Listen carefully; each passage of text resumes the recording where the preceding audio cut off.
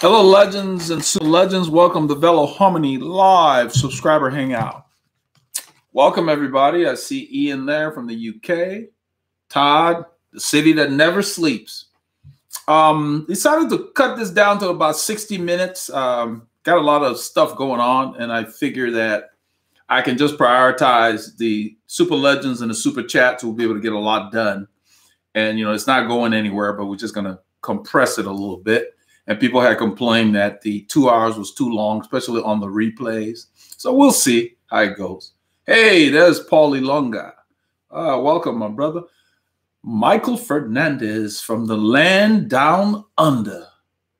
Welcome to the show.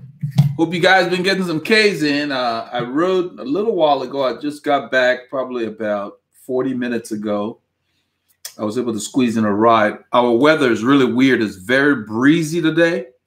So the wind's just pumping out of the south. So it started out cold this morning, and it's warmed up to about probably 21 Celsius, but it feels like 15. You know, it's a cool day, even though the wind's pumping from the south.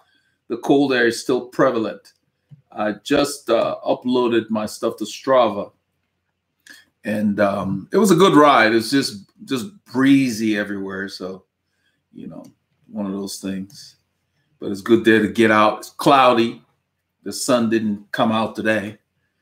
But it's dry. So we'll see.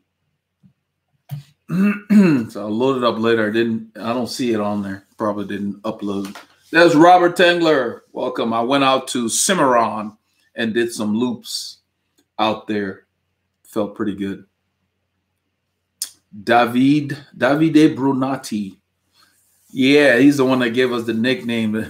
Mo's nickname is Topo. We haven't seen Mo since I released that film. He didn't ride with us Saturday. His son has some event going on. But I see on here that he did the Tuesday night Hammerfest. He just calls it Wood Lane. Everybody else calls it Hammerfest. So Ian says, Ian Hunter says, really enjoyed your Saturday single pace line video. Boy, the pace was hot. Hey, Robert, thank you. And Paul was smart for that. Well, the history with Paul there is I found out after I got back when Paul sent the message, I didn't have time for us to chat. I was getting ready. I had to do the prologue. So after the, you know, after the ride, then I found out that Paul had dressed up in his cycling clothes, sat on the couch, and fell asleep. So I told him, yeah, it was good that you didn't come because the body was telling he was tired. So he'd done a lot of stuff on Friday, running around, handling other things, and he was just tired, didn't get enough rest. That's all it was. So that was smart. That's the way you have to listen to your body. Let's see. Robert said, what is VAM, and is it useful information? VAM? I don't think I ever heard of VAM. VAM. Let me see here.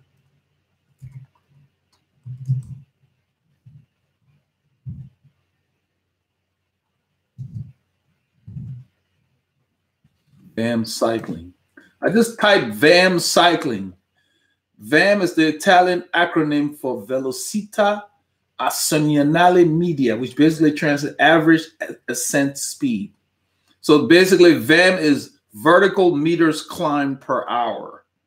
VAM is typically measured in meters per hour, but you could theoretically use feet per hour. I guess you could use it as far as, it's relative because it's going to vary based on how well you're going. And, you know, it's the ground that you cover. So it's going to vary. Just like when I sit in the pace line with a group like Saturday, we covered more ground. So I got home quicker and I covered more ground than if it was just myself or me and Paul. So yeah, so I guess you could use that, but it's not as reliable as your effort level because it's going to vary with what's going on.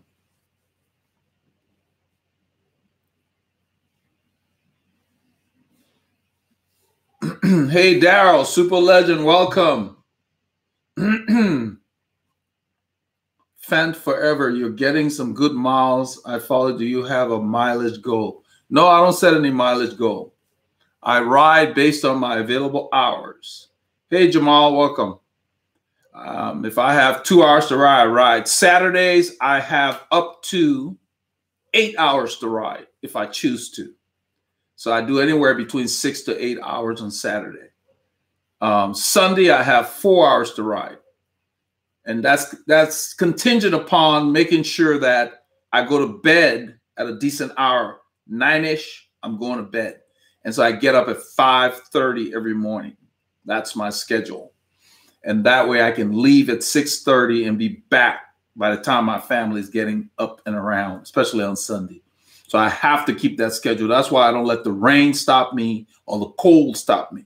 I've got the morning. That keeps everything balanced. So no, I just ride because the mileage will vary based on the wind. Like today, I rode 3 hours. I probably only covered 70 something, maybe 70 kilometers or whatever. But that's not significant. The effort is what matters. The wind was blowing viciously today, so I wasn't going to increase my effort just to cover more ground. And if you're in the group, you cover more ground. So yeah, don't focus on miles. It's red herring. It's like you're looking at average speed. That's insignificant. You know, when I used to race, you sit in the pace line, we went faster because you had a huge group. So you'd be riding at 40 kilometers an hour most of the time, and then the speeds would pick up, or when the climbs would come, the speeds would go down, but the effort would be up. So you can't gauge it by that. You sit with a group, you're going to go faster, you're going to cover more ground. By yourself, you cannot replicate it. So, for example, if you're doing a race or a ride where you're covering 150 miles, don't try to ride 150 miles solo. Ride the number of hours you think it would take you when you were with that group. That's why I do everything by hours. And most riders in the know do it by time. That's what matters. Your body does not care how much ground you cover. All it cares is how hard you worked and for how long. So the effort and the time, that's what matters. When you go in full gas, it matters whether you can do it for 1 minute or 5 minutes. That's all the body cares about, not how much ground you cover. So keep that in mind. Yeah, that's stuff. That's a Strava. I don't use Strava for anything other than the only reason I'm on there really was because of the Rafa Festive 500. I just got my 3rd badge. I'm about to put it on my jersey. That's the only reason I got on Strava. Then people started following me, and I started using it for the people I coach that followed me. I can look at some of their stats from time to time. I don't do anything on Strava other than just upload that stuff. And then we got the Veloharmony Club there. I don't use any. I have a free account. I don't have that summit or any of that stuff. I don't need anything they offer because mileage and all of that means nothing for working out.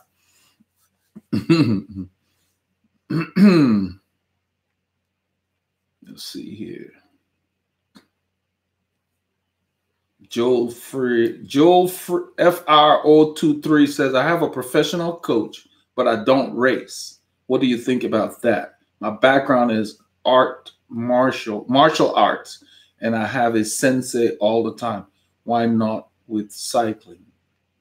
Yeah, you don't need a race to have a coach.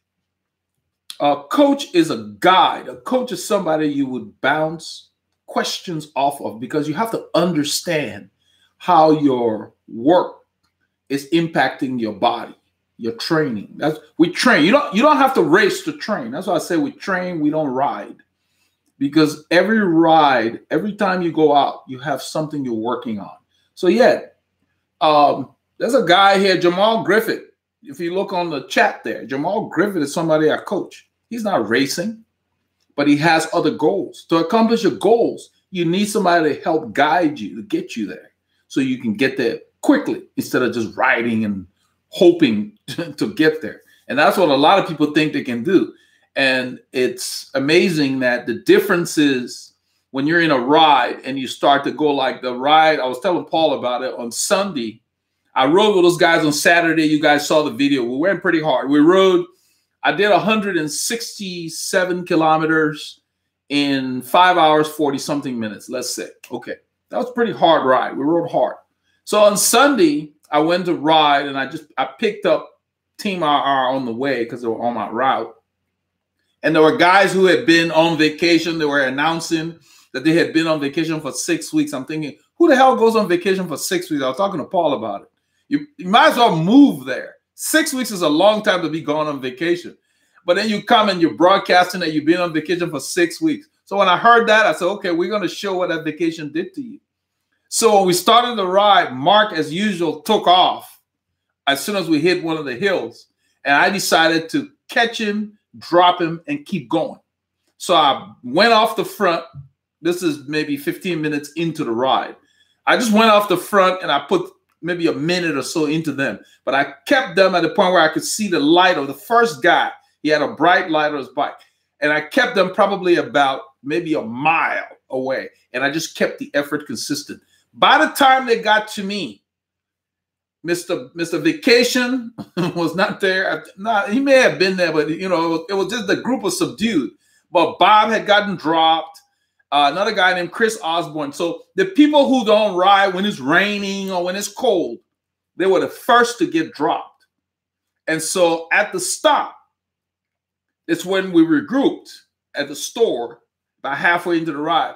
Bob said, no, it was the guy who was on vacation. He said that we should keep it steady. And then I told him, it is steady.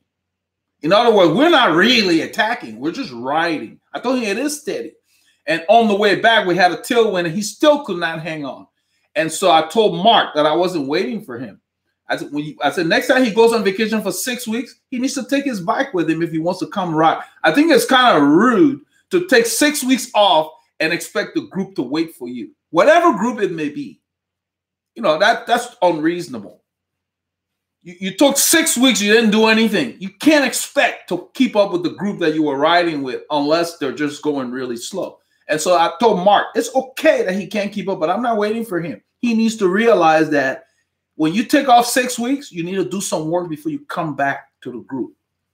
And Mark kind of smiled, you know. The route, everybody knows it. He knows the way home. So I told Mark, I got to get home with my family. I'm not waiting for anybody. That's my attitude. If you're not going to, because when I used to compete, and even now, I don't just show up to ride with a fast group. I do the work, then I go and test myself. And you guys know what I'm talking about. That's what you do. That's what you use the group for. So yes, having a coach is good. You don't need to be racing. A coach will guide you, will get you there quicker than the people who think they can do it on their own. They will just be hitting or missing. It's just the luck of the draw. And chances are they will not get there. You will get there quicker. You will get there with less effort, more efficiently. So yeah, keep your coach. I coach a lot of people that don't race, but they have different goals. You know, some people have a weight loss goal. Some people have health goal that they want to achieve certain things. And I put them on certain workouts. They're not killing themselves doing sprints and all of that, but they're working on specific things. So a coach is not just for competition. You know, they got life coach. You know what I'm talking about. You're in martial arts. So yeah, the word coach does not necessarily mean racing. So no, you're doing it right. That's smart. That's how I did it. I didn't waste my time. Mo says, cycling hours are precious. Cycling time. I'm not quoting him directly. Time is precious. So whatever you spend it on, you need to value it and get the most out of it. I don't mess around. When I go ride, I'm taking care of business, then I get back to do other things. So my day is now just riding the bike. It's a conglomerate of things. And that keeps me balanced. That's the way you should be. Don't be one-dimensional. Maximize it. Yeah, you're doing it right. Noah Sanchez, welcome.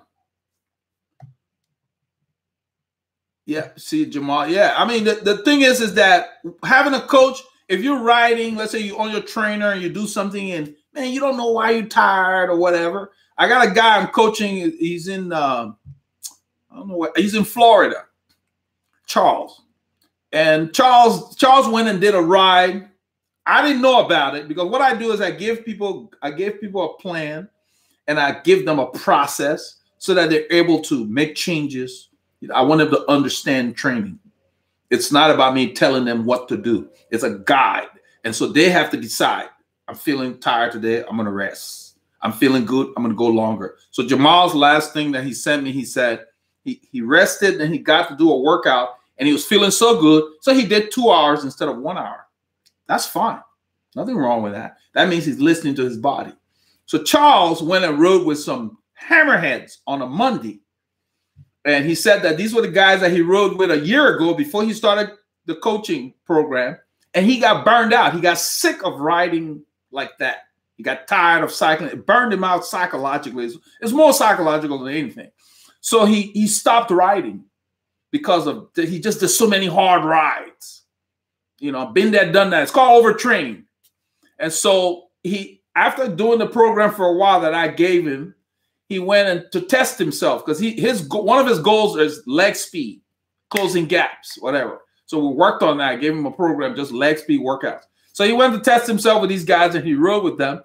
And he needed 3 days to rest. I didn't know about it. He sent his weekly program from the week before, and I looked at it. He had 3 days off. So I said, why did you need 3 days to rest? And then he said, yeah, because I rode with those guys. And so I had to explain to him that you don't need to not ride for 3 days if you're tired. You just drop the intensity. But these are the things you get from a coach that would take you years to figure out yourself. Because you can't just stop riding. It's not beneficial to just stop. Your legs tighten up. It takes longer to recover. You can get on the bike, take off all the gadgets, or even if they're there, don't pay attention to them, and you just spin. That's how you learn how to rest while you ride. It's like a recovery. Even during a hard ride, you can rest. While, like you're in the back of the pack, you're resting. That's how you teach your body to rest. So those are the things you would get by having somebody to bounce your questions off of. That's what a coach is for. It's a guide. Don't get a coach that restricts you too much to following stuff. Get a coach that helps you understand training, because training is a science and it's not exact. It's going to be different for everybody. So I get riders to think about, pay attention to how they feel so you can be prepared for an event. So the fact that Paul got up tired, and when he said he's not riding today, I didn't need to ask why. I figured we'd talk about it later. I just said, okay, thanks, meaning for letting me know. And then I finished the prologue and I took off and I mentioned it in the prologue. That doesn't need to be a reason why you don't ride. It's not like a job that you have to go to. You guys know, so some days you don't feel like going to work, but you have to go. Don't make cycling the same way. You know, you may not feel like going hard, but you can still go easy, and it ends up being fun. And that's the way you want to treat your sport that you love. Don't make it a chore. Just keep that in mind. Okay, so let's see here. You're welcome, Joel. Jose Castillo. Welcome, Jose. Christopher Roxbury. That's the man. How you doing, my brother? Welcome. We missed you at the premiere on Monday. Yeah. That was a fun ride. Davide Brunati, when or if you take a break from cycling, how long would that be? I don't know. I enjoy it too much. That's the thing. It's kind of like saying, how can I do it? I guess cycling for me is kind of like breathing. Would you take a break from breathing? That's the way I kind of look at it. It's so much fun that it's a part of my life. It's almost like I wanted to replace walking. Paul and I were talking about it. We'd ride. You guys know we did all the heavy rides for the preparation for the Rafa Festive 500, all those miles. And what I discovered was the more we rode, the more painful walking became. And so I would be walking in the house or wherever. My legs would hurt because we have stairs in the house. And my legs would hurt. But as soon as I'd get on the bike, no pain. And I'm not the only one. Jerry was telling me the same thing. Jerry, you guys know Jerry on the film, who rides a lot. He rides a lot more than I do usually. And Jerry said the same thing. And I even told my wife one time, I said, we're going, it was Saturday after that ride with those guys. She wanted us to go to the salon to get a pedicure, manicure. We took the girls, the whole family. And so I told her, drive up close because there was 5 of us. And a lot of times you don't have an appointment. I wanted to go find out if they had enough people to work on us right away. I didn't want to wait. And so I was going to get off the passenger side. She was driving to go find out just to see how crowded the place was. So we got too close to each other. And then she didn't want to get closer. And I said, you need to drive closer. She said, you can just walk there. I told her, no, I ride. I don't walk. You know? So, but true, and the more you ride, walking becomes painful. Riding is more fun. So my legs would hurt when I was walking, and then I get on the bike, no pain.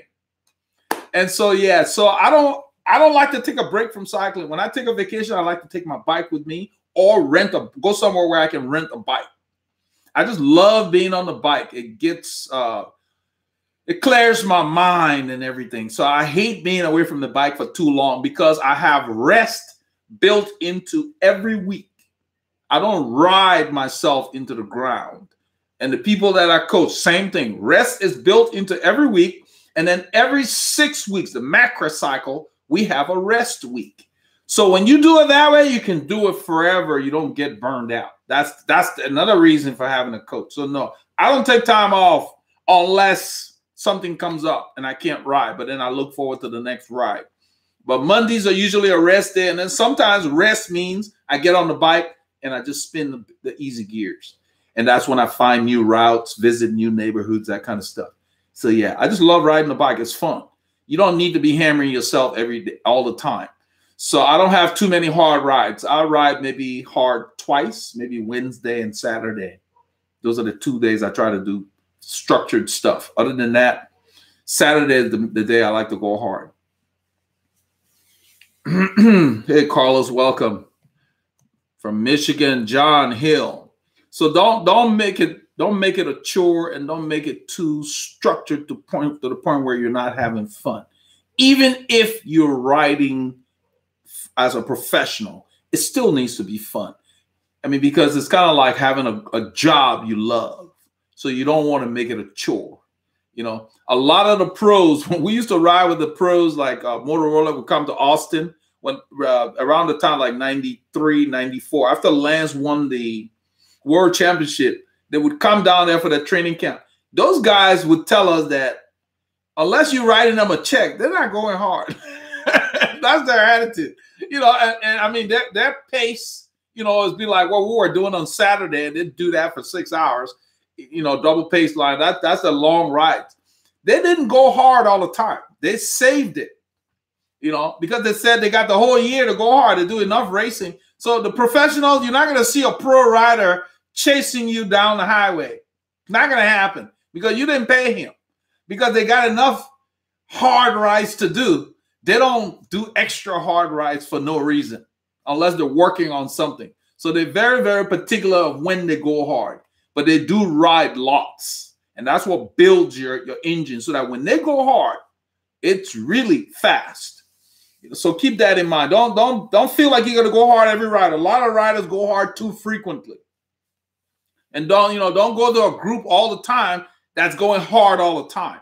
Like around here, because the weather's favorable, our roads are rarely impassable. Everybody rides hard, even in December or whatever.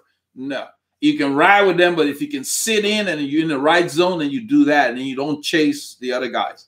So now that spring is coming, when I ride with those guys, yeah, I'm going to start playing with them now because it's time for me to kind of work on some speed and so forth. So when it meets your needs, you do it, you know, but then you save that workout for that day of the week. And then the rest of the week, you just work on a few things, you know, and keep yourself loose. You don't need to hammer yourself too much.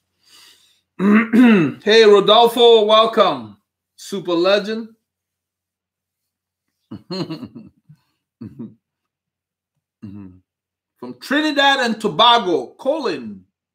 Revolucion EYZ de Fritas. I don't know. I hope I pronounced that right. Fritas. Welcome, my brother. Yeah, John, you're welcome. I remember your name. You've been here before. But I was just talking, people, somebody asked whether I take a break from cycling. It's an integral part of my life. That's why I do a little bit of riding. I do the live session, hang out with my girls. So in a day, I don't just ride. I do many different things. Then the next day, I'm looking forward to riding again. So there's a good balance, you know. So you don't want to just ride to the point where you get sick of it.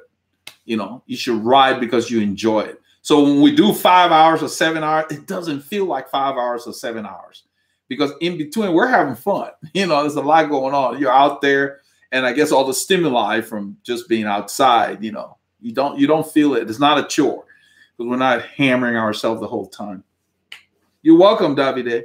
Yeah, cycling is just so much fun now. I don't want to take a break. So when I plan vacations, I go places where I can cycle, or they have bikes to rent, or I take my bike. That's why the guy who was saying that he was on vacation for 6 weeks. It was supposed to be some big thing he was announcing to everybody. And in my mind, I was like, 6 weeks away from my bike? That's not a vacation. That's like going to jail. 6 weeks, sure. I might have a bike with me. You know, especially if you go somewhere exotic, you got new roads to find to check out.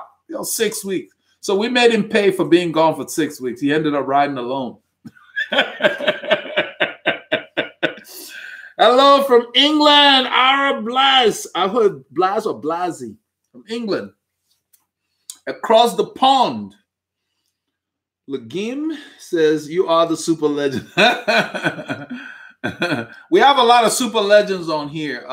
These guys are the reason why we're able to do this. We balance things. Yeah, here's another super legend. Robert said, is a Cat 1 rider noticeably better than a Cat 2? Not really. It depends on, I guess, the time of the year. Not really. I was a Cat 2.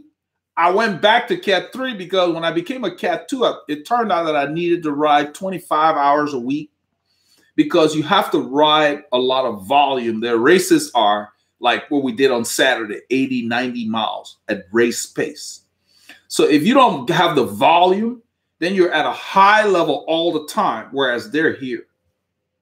So a Cat 1 and a Cat 2 is just a matter of who has a little more time to stay at Cat 1. Because a lot of time, most of the races are pro 1, 2, 3. They have that category. And that's why I like being a 3, because I could race with just the Cat 3s.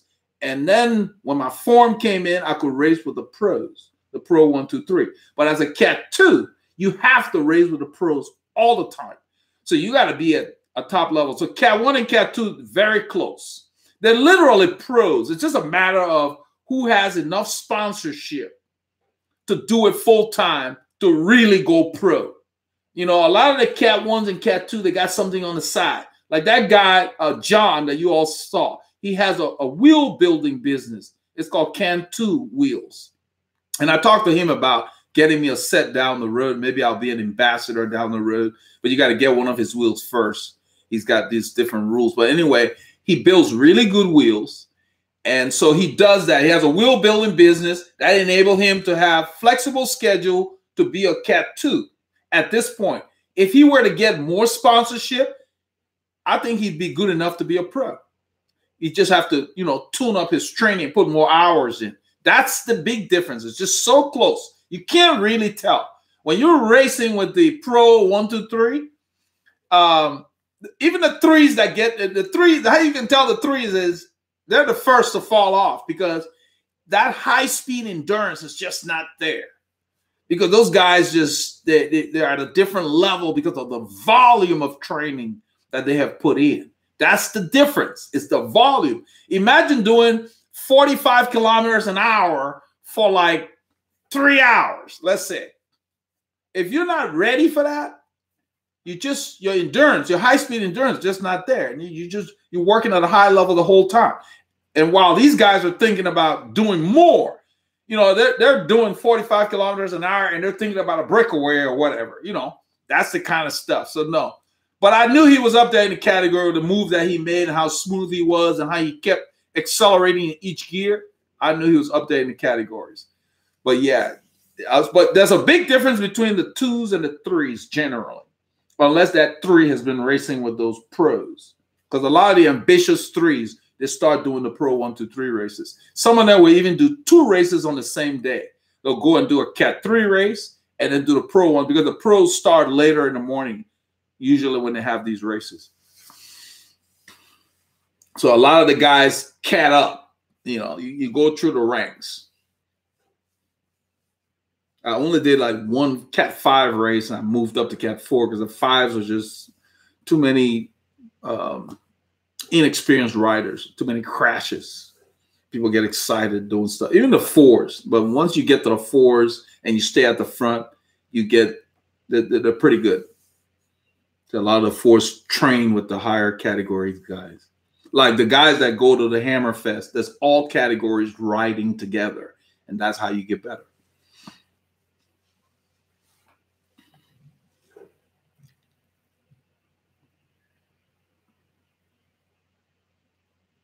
Let's see. Daryl says, vacation in May. The rig is coming 70-mile Fondo, an hour away hooked. Yeah, that's the way to go, man. Yeah, that's a vacation for me, a cycling vacation. They have many cycling vacations. And you don't have to go to exotic places. You just go online, look for cycling vacations. They have them all over the world. They'll probably have one close to where you are. And you can sign up and go there. They have almost like a training camp kind of setting. So there are ways to vacation with your cycling. Instead of, I couldn't be away from my bike for 6 weeks. That's crazy. So he thought he was impressing people with that. And I was like, okay, we're going to make you pay. Eric Nell, welcome, super legend. Pinarello Rider said, checking in from Atlanta, what's the best way for heavier riders to lose weight? Well, you need a program. There are a lot of people that I coach that we need to find out, because every body type is different. You need to find out what your body needs as far as volume, and then also your diet.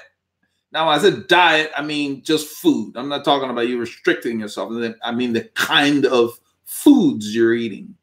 But one thing, if you ride a lot, you can pretty much eat anything and you will still lose weight, but you have to really increase your volume. So the challenge is everybody has a limited amount of time to do that volume. And that's why I always recommend that you get structure. So if you want to lose weight, then you need structure, because you got a minimum amount of time you can devote. I mean, you probably got work, other hobbies, family, friends, whatever. So you don't have an unlimited amount of time. Somebody just said ride a lot. Well, what kind of riding? What zones? So I don't know your zones or whatever. So my suggestion would be go to our website and sign up for our coaching, because there are a lot of people that I help lose weight. There are people that had high blood pressure issues and now they're better off. There was one guy who said his doctor said, I need to start riding bikes. So yeah, you need some structure to really dial in where you are and what kind of work you need to get you on track to lose weight, because you don't have an unlimited amount of time to just ride and hope to lose weight. You need to ride at the correct intensities for you. So we need to calculate your zones and everything and get you on a program to lose weight. Invest in your health, because without that, you have nothing. That's all you have. And that's all you ever will have is your health. So make that number one. That's what I would suggest. Don't just ride and hope to lose weight. It's harder.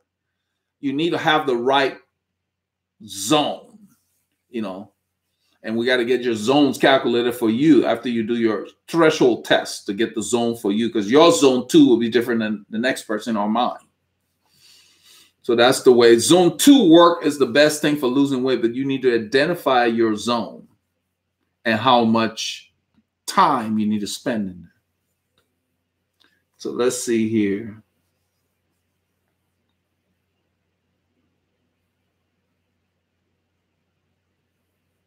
Christopher Raspberry said, ride more. Let's see.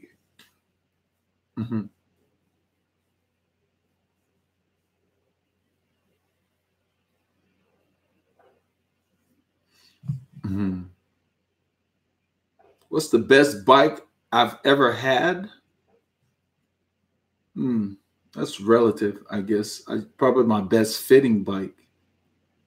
I would say my Kish is the best bike because it fits me best, in my opinion. The Kish bike, my orange bike that I rode on Saturday. That's how I value bikes, how well they fit. A lot of the bikes that they're selling now, I can't buy them. their sizing is too weird. The seat tubes are too aggressive, so I have to compensate with an overly, a seat post that has more setback to get my saddle where I want it to be. And then the top tube tend to be too short. So then I have to use a very long stem. So I like my Kish is like the best. It's not the most expensive bike I've ever had, but it's the best. And I think maybe that's what you were leaning towards. It's not what you pay for the bike that matters. It's how well it fits you. So don't go for the pricing. Go for the fit. That's what matters.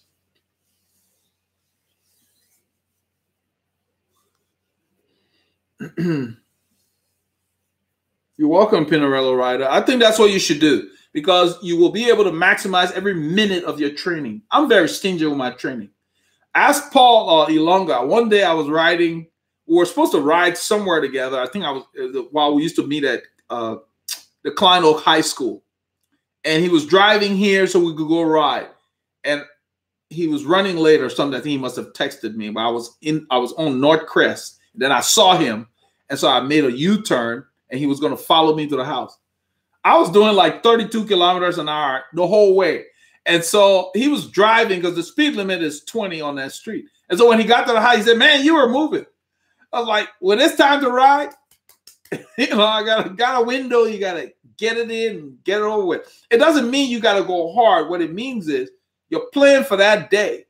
If that was Zone 2, I want to get there. And I've trained long enough to where I can feel. I don't need the heart rate monitor because it's very different. Somebody posted.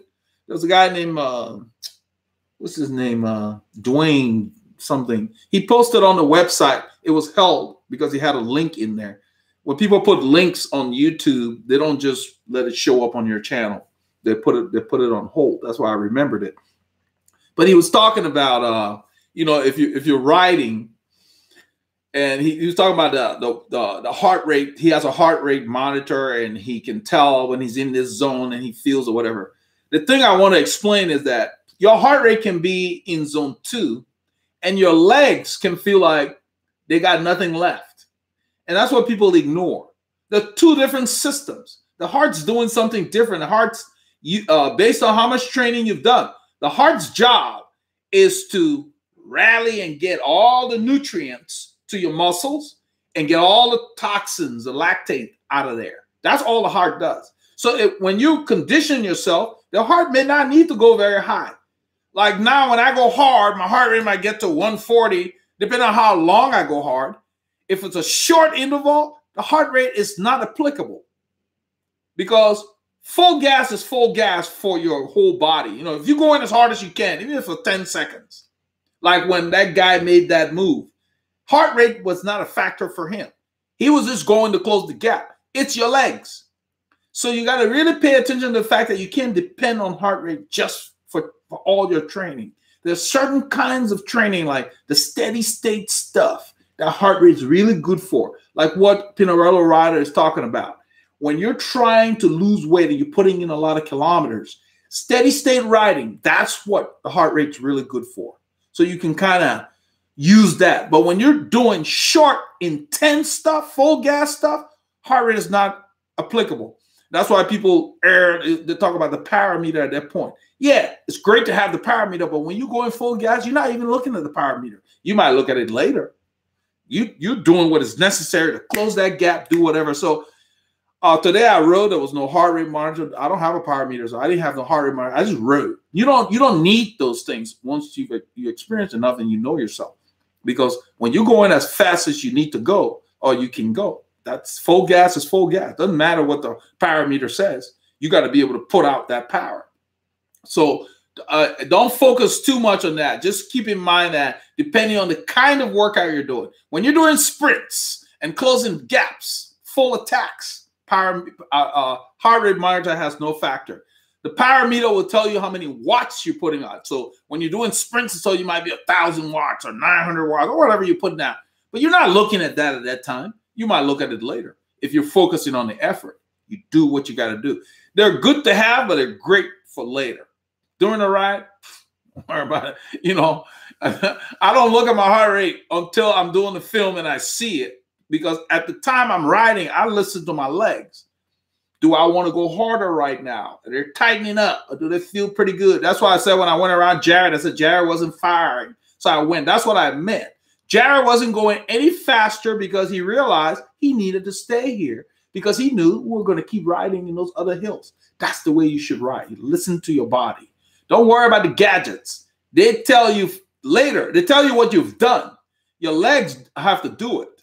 So keep in mind, listen to your legs. All right, let's see here.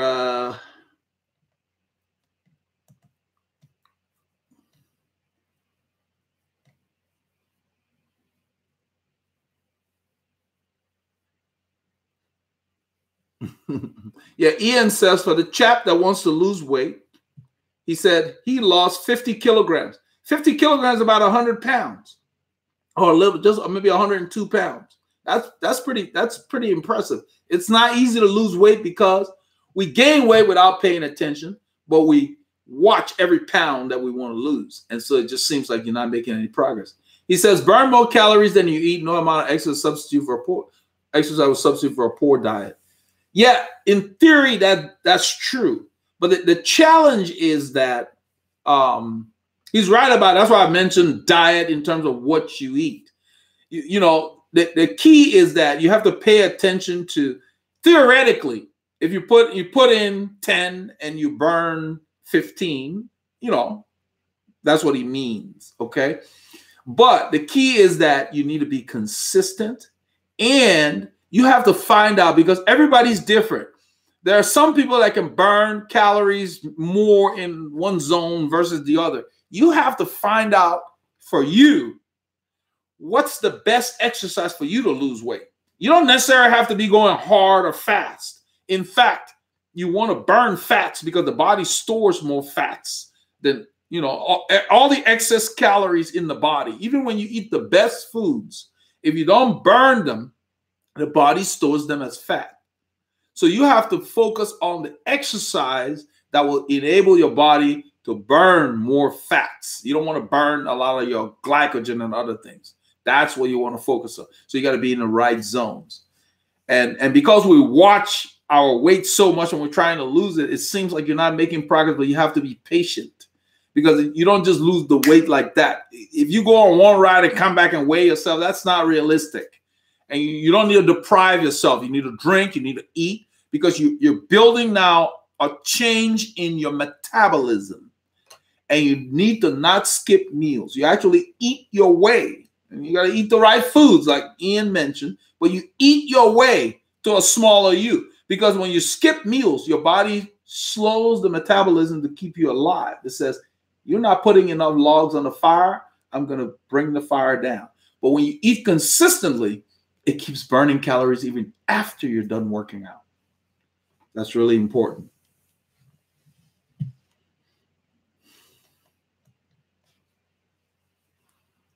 Legim asks, what is a good power output for 4 or 5 minute interval? That's kind of a red herring of a question. It depends on what your goals are and what you can put out. It's going to vary for every rider.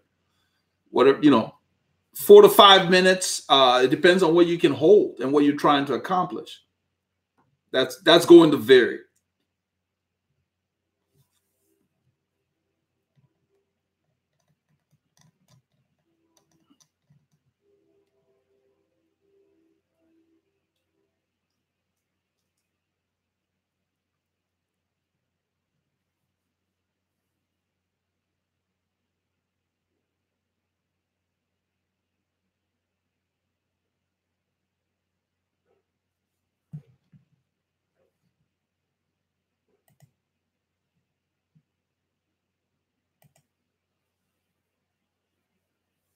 See, Colin said, I picked up cycling, mountain biking in 2014 at age 44.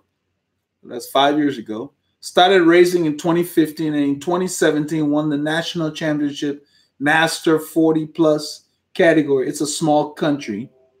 I just ride long and love climbing. I'm 140 pounds. So you build like a climber. You're probably about around the weight of mowing them. And yeah, I mean, that's fine. That's riding long does not mean you're riding slow. That's the way Fausto copied all the guys from the golden age. That's a lot of their training. They would just go out.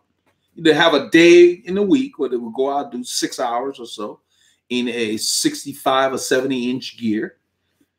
And it just conditions you. You guys see what we do here. We ride long, and then I can ride with the guys that are going faster. Then you just have to tune, top end stuff. But because you have a base, it's not as strenuous on your body. So you have to condition yourself before you start working on speed. If you just want to start doing speed stuff before conditioning, your speed won't be much. So yeah, riding long is the old school way of getting in shape. Nowadays, people say, oh, quality over quantity. You can only do so much quality. Even if you were to ride 500 miles a week, that would be too much for even a pro. It's too much. You don't need to ride that much. You could, but it's not going to make you any better than the other person who uses 250 miles or let's say 25 hours of training, effectively. It's not how many miles you ride or how many hours you ride. It's what you do, and what you do, how it influences your body. So you got to find out how much work your engine needs. Everybody's different. Some people train less and they're still at the top level. Some people train 12, 14 miles a week, 14 hours a week, and they're competing at a high level. But they know, they got to focus for each workout. So it's not the hours, like the guy who asks do I have any mileage goals? No, that's not a goal. That doesn't make any sense. Because if you just had an unlimited amount of time, yeah, you could ride a lot of miles, but ride them very slowly. What is that going to do? So no, I just do hours. Yes, our super legend, Wesley Steven. He says, greetings all. I want to thank you for the 12-week training plan. Only downside was not being able to put in the required hours outdoor because of the weather. Even so, need a reset heart rate zones. Yeah, I'm going to be finalizing the in-season plan. I'm still working on that. I don't want to put too much intensity in there, and it will be on the site soon. I also got a lot of requests to break out some of the workouts out of these plans and put them individually as products on the website. So if somebody just wants an over and under workout, they can just download that. So I will be doing that as well. So it's going to be interesting. I should be finished within the next 10 days. Ian said, perfect explanation. You really know your stuff. I don't even remember what I said. Let me go back to this question for the chapter I want to lose. Oh, yeah. That's the losing weight. Yeah. It's not clear cut. Nothing's simple. That's why I tell people training is a science. If you look at this channel and you look at our playlist, there's more videos in the training section than anywhere else. It's a science. And you have to invest the time in understanding yourself, And that's why I love cycling, because every day I go out, I can never master it because the weather or the terrain or, who you're riding with. And then you have to decide, what's my goal? When those guys went on Saturday on Leah Drive, I could have gone with them, but I was like, I didn't know what they were doing. They hadn't discussed whether they were going to do, the 5 or 6 hour route. I'm like, for what I want to do, I need to stay right here.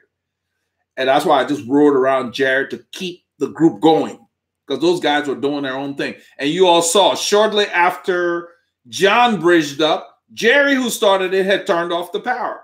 So if you chase somebody like Jerry and you blow, and that's why I mentioned about Peter Sagan blowing in a race, it was unusual for him, because he'd won a race earlier this year. He's doing okay. He just get Wevelgem, he'd won before, so they weren't expecting him, but he probably worked too hard that day or whatever's going on with him, and he just blew. So you've got to listen to your engine, because if you do too much work, the body can just shut down. That's what blowing means. I mean, he was in the breakaway and that was it. He just stopped. His pedaling just went, and that happens. I've been there. So you have to listen to yourself. And a lot of experienced riders, that's what they pay attention to. How am I going? Do I want to do this right now or whatever, so that you don't end up having to stop? It's fun. I like it. I like all the stuff that they were doing. That's the reason why I commented on it and so forth. It's fun. And somebody, I think it was Jamal, that said he really likes when we ride with the WCC guys. And that's cool. We'll do that. I don't only want to do them.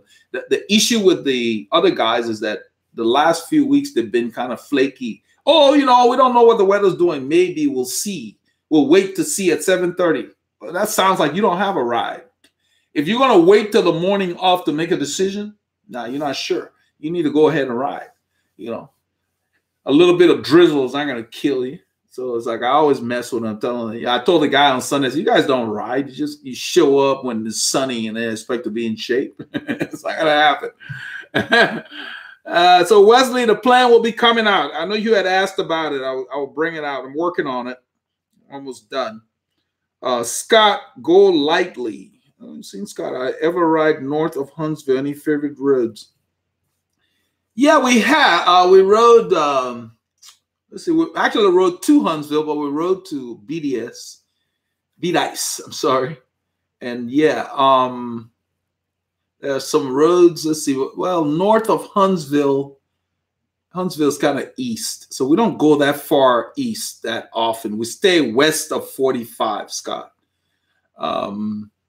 There's some highways there. We did some group rides out there. I don't remember them particularly, but there's some nice, and it's very quiet. We rode a beat ice, and that's north of Huntsville, but it's west also of 45. And there was like nothing out there. It was as if to say the roads were closed. You got, I think one of them had like 400 people living in one little town we went through, And so Paul and I used to do that. With this group, they don't go as far out because from where we go, by the time we get to Richards, you're talking 100 miles, on the round trip. But all the roads out there are so quiet. There's nothing out there. There's no industry. And so we used to just look up stuff, and I'd do it on Garmin Connect, and we'd head out. But we always go northwest. It's always quiet. Like on the 7th, which is Sunday, we're going to be trying to do the RBC. I already signed the RBC Grand Fondo. Paul's doing that as well. We're going to go northwest. We're going to go towards Anderson. A lot of hills out there. The same course we did last year. They made a few variations, but Anderson, a place called Piedmont, and different places, but it should be nice. It's still different than what we're doing.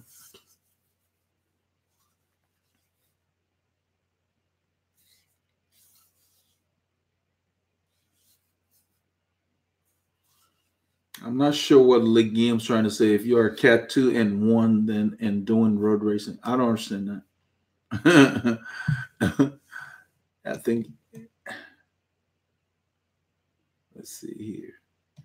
I don't know if he asked what I'm not doing road racing. I raced a long time ago. I don't race anymore. I could if I wanted to, but been there, done that. Let's see here.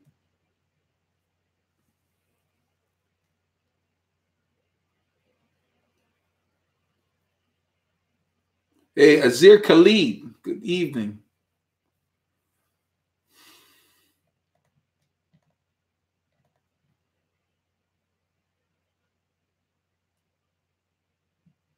Yeah, Colin, the structure training would make a difference. You might want to look at some of our, we got the base plan out there. I'm coming out with the in-season plan. Go to veloharmony.com, look under the cycling services. You'll see some of the training things we have there. That's what Wesley was talking about. He lives in an area where the roads are pretty much under ice and stuff because it's cold until maybe May, I think, before it clear. So he's been doing stuff indoors, which is fine, as long as you're consistent. The body doesn't care what you're on the road. It's really your mind that's hard to deal with on the trainer. Cycle Jockey. He says, what's happening in Texas? Our first race of the New York season is this weekend. Well, good. If you're going, get us some pictures or something. Have fun out there. That's what matters. This weekend, April, you guys still gonna be kind of cold. I think you guys are like, I saw I watched the channel called China Global News Network or something like that, CTGN or CGTN, And they had New York in there as 2C to 18C, which is a huge range. Starts out cold and it gets up near 60. I think today is what it was like. So yeah, so it's kind of like knee warmer territory. Let's see here.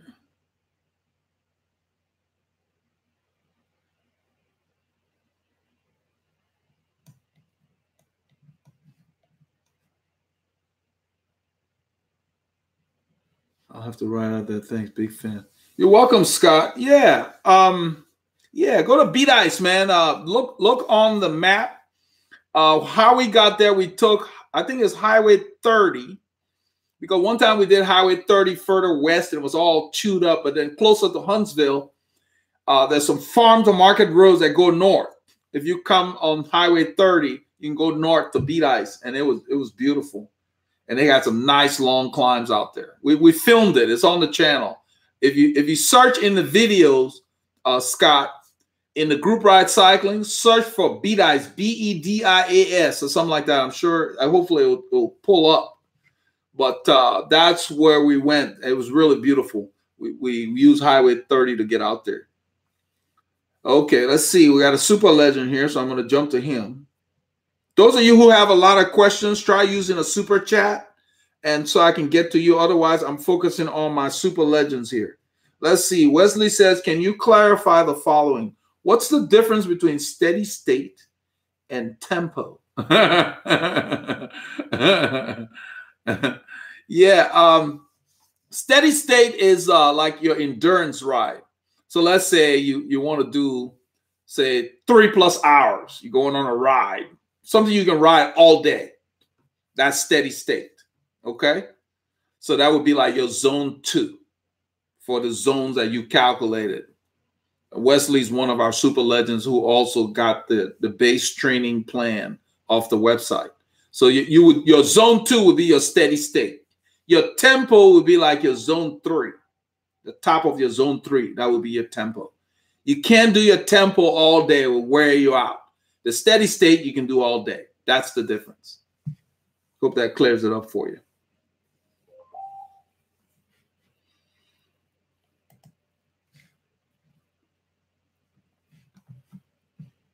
Cycle Jockey says, thanks. Forecast is the mid-50s with a slight chance of rain. Thanks for the well. Yeah, mid-50s. Yeah, cover your knees. At least leg warmers. Knee warmers, I mean. But mid-50s, I probably just wear, leg warmers. Cover your whole leg. And since there's a chance of rain, you definitely want to cover your shoes because 50s, for me, my feet kind of feel cold because our shoes are so ventilated, they allow air to come through. And so anything when it's 50s or below, I cover. And you know they say forecast is mid-50s, so it's going to start lower. So I think you definitely need shoe covers, leg warmers, base layer, so your body can be at its optimal temperature. All your energy can be used to go fast. So have fun out there. David Hefferman. I've seen that name before. He hasn't been there in a while. He said, why do you subtract 0.3 from Le Mans saddle height formula? Everybody says Le Mans saddle height formula, so I try to set the record straight. Not a bearing on you, David. The formula is not Greg LeMond. The formula is from his coach. And his coach is not as famous as Greg LeMond, but it's in Greg's book, and Greg does give credit to the coach. And I'm going to take the time to explain this because it's important. The reason Greg joined La Viclaire did not pay Greg the most money at that time. But Greg joined La Viclaire because Paul Courtly, Koechli, was a well-renowned coach. Also, Cyril Guimard, that's the father of that formula. Cyril Guimard is a French guy, Guimard. Greg joined that team because he wanted to be coached by Cyril Guimard. And what happened was the first thing they did to Greg when Greg got on that team, they jacked up his saddle height a few inches. Everybody in the U.S. were complaining. And in his book, in Greg's book, he said the first thing he noticed, the pain in his back went away. Nobody knew he'd been riding with back pain, even though he'd been winning junior championships in the U.S., all that stuff. So Cyril Guimard refined Greg's position. Greg was riding with too low a saddle. He raised him up and moved him back.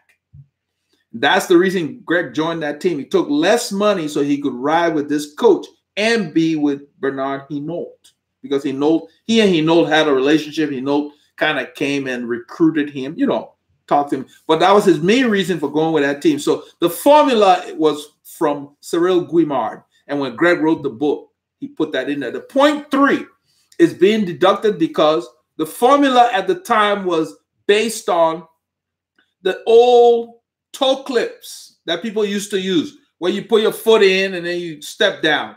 And so when they went to the clip-less pedals that we use today, they took off 3 millimeters to accommodate that difference between the two systems. Because the toe clips had a little ridge that you'd step in that was 3 millimeters higher than our current clipless systems. And people always ask why we call it clipless when we clip in. That's the reason. These are toe clips you used to step into. That was the front of your shoe. And then you pull the strap. So without the toe clips, they call them clipless. So that's why. And you have to also consider the fact that your stack height of your shoe is a factor. That's the reason why I tell everybody the formula is a starting point. If you have a shoe like a CD shoe or something that has high stack heights, you have to accommodate that in your saddle height. At some point you have to stop. You can't measure your chamois and all that kind of crap. It's too much. So the 0.3 is just for that reason.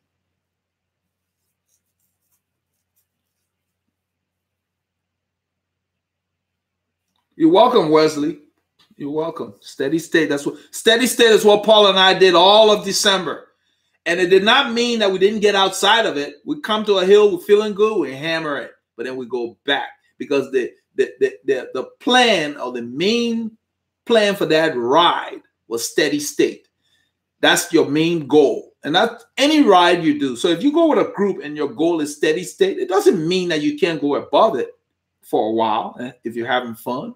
But your goal overall, your average, should be in your steady state zone. That's the key. Don't go too high for too long when you're planning on doing steady state.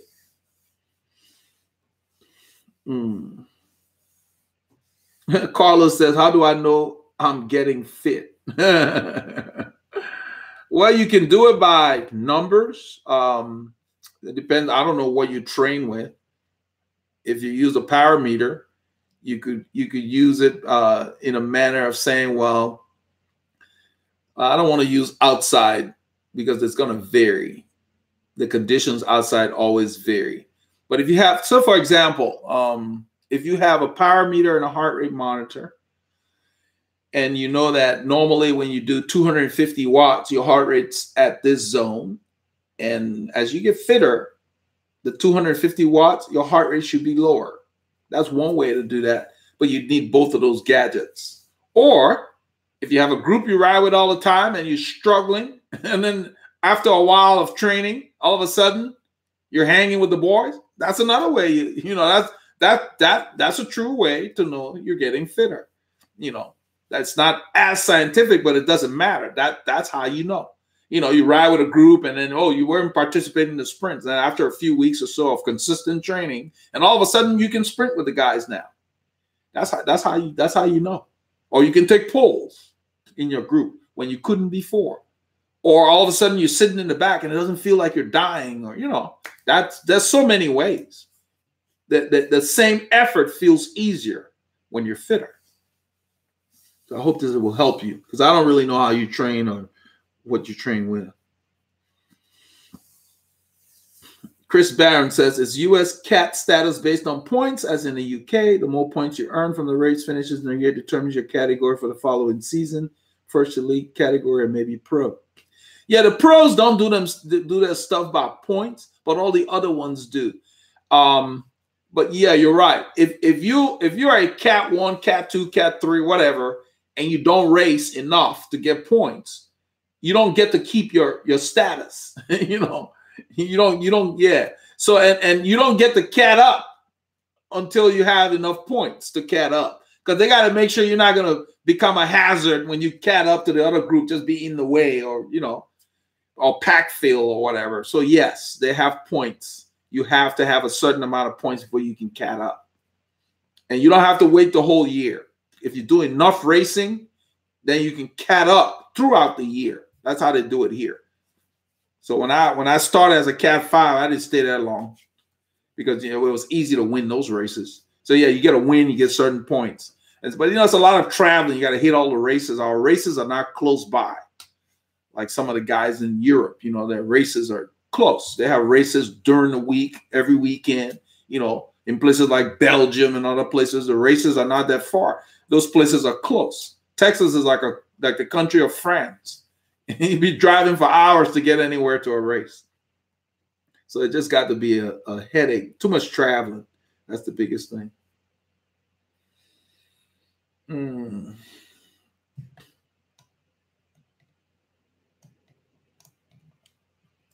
So let's see here. TAC TV says, any insight on TAC ceramic jockey wheels? I've never used them. I have their stand that I used to clean my bike and work on bikes, the portable short stand, and they're pretty good. But, you know, ceramic jockey wheels, I mean, there are a lot of different jockey wheels out there. I see, what's his name? Fabian has one on his new bike. They're real big. I don't know if, let me see. Let me pull it up here and see if I can find what it looks like. But yeah, I mean, if you're looking for an edge, I guess, I don't really put a lot of emphasis on that kind of stuff. I just ride the jockey wheels that came with my Campagnolo Super Regular. That's what I use. And I keep them clean. They last a long time. I don't really worry about that. People say that, yeah, I believe that it does improve the efficiency down there. But the kind of riding I'm doing, I don't know if I'll tell the difference. So if you're competing and you want to look into that, yeah. Let's see here. TAC. If I can find them. We're going to be wrapping up. This is 1 hour and 6 minutes. We're done. There we go. TAC ceramic jockey wheels. They're pretty popular because I just typed it. It popped up. And they're not that expensive. Teflon derailleur pulleys with ceramic bearing. The reviews look good. They got like 4.5 stars on Amazon. The cool thing is they look like the regular size jockey wheels. They're not oversized ones like some of the other guys make. I mean, you just have to try them. I don't really invest in those things, but if I were replacing my jockey wheels and I wanted to try something, probably it would be a good one to try because they look like a regular size. When you get the bigger ones, of course, you're going to have to make sure you do it when you're replacing your chain so you can set your chain line properly because of some of the bigger pulleys that those guys put on there. So, yeah, but give it a try. I mean, I have ceramic bearings on my bike because they came with Super Record. I can't tell the difference. You know, I don't. The only thing I know is I have to use light oil when I service my bottom bracket because the ceramic uses light machine oil, not grease. Otherwise, you defeat the purpose of that. Yeah, Robert, that day in the life kind of took a back seat. I got some clips, but I don't have enough. I'll get it's in the queue. It's in the queue. It's our super legend. So, all right, guys, I want to thank all of you. Robert, I want to thank you for your super chat. And so let's see. We got a super legend here. I'm going to answer him before I end. Wesley says, would you place Kish as Lindsay for tie frame quality? I'd probably put him above Lindsay. Kish, I told you, it was the quickest build. I built all my frames. It was the easiest build I ever had. And that bike, when I ride it, quiet. It's the quietest bike I have. That means when I stand, I'm sprinting, no creaks, no nothing. That blue bike makes all kinds of noise. so yeah, Kish is the way. I will be getting another bike from him, God willing. So you guys take care, everyone. We're done for the night. Those of you who I didn't get to some of your comments and questions and so forth, next time just use a super chat. It will pop up. It will get priority. You guys take care. Christopher Roxbury, I want to thank you. Robert Tangler, Eric Knell, all of you super legends, I want to thank you guys for supporting the channel. It means a lot. Because of you, we're able to do this. You guys, be safe out there. Cycle Jockey, you let us know how that goes. Send us pictures, man. I'll put it on Instagram. All right. Take care.